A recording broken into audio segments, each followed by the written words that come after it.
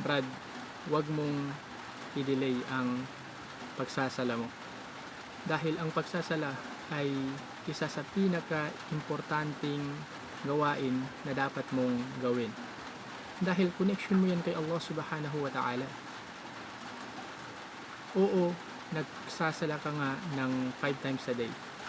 Pero minsan, nadidelay mo yon, lalong-lalo na yung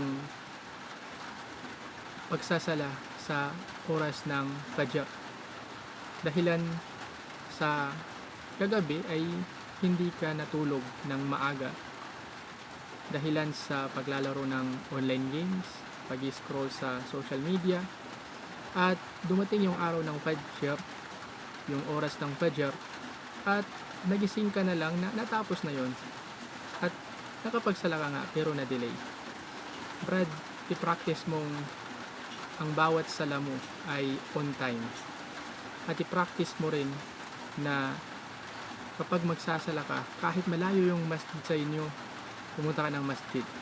Iba yung feelings ng nagsasala ka lang dito sa bahay at kapag nagsasala ka doon sa masjid. Iba yung feelings. At Brad, i-practice mo din na kapag nagsasala ka, huwag kang magmadali. Mag-focus ka sa pagsasala mo. At kapag natapos na yung pagsasala, huwag kang umalis na ng umuwi ka na agad. Ang gawin mo ay magstay ka muna, mag-zikr ka, like Subhana Rabbiyal A'la, like Subhanallah, Subhanallah, Alhamdulillah, Allahu Akbar, and magdua ka kay Allah subhanahu wa ta'ala. Sabihin mo sa Kanya ang lahat ng gusto mo, sabihin mo sa Kanya ang problema mo.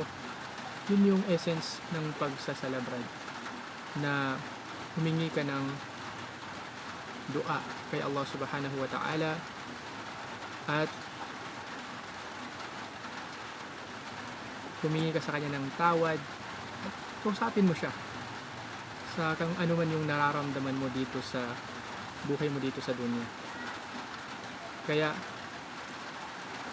wag na wag mong i-delay ang pagsasala mo, dahil kung gusto mong baguhin ang sarili mo, magsimula ka sa pagsasala. I-on time mo yung pagsasala, wag kang magmadali, at mag-focus ka sa pagsasala na ang isipin mo ay yun na yung last na sala mo. Hanggang dito na lang. Naway maging mabuti kang Muslim.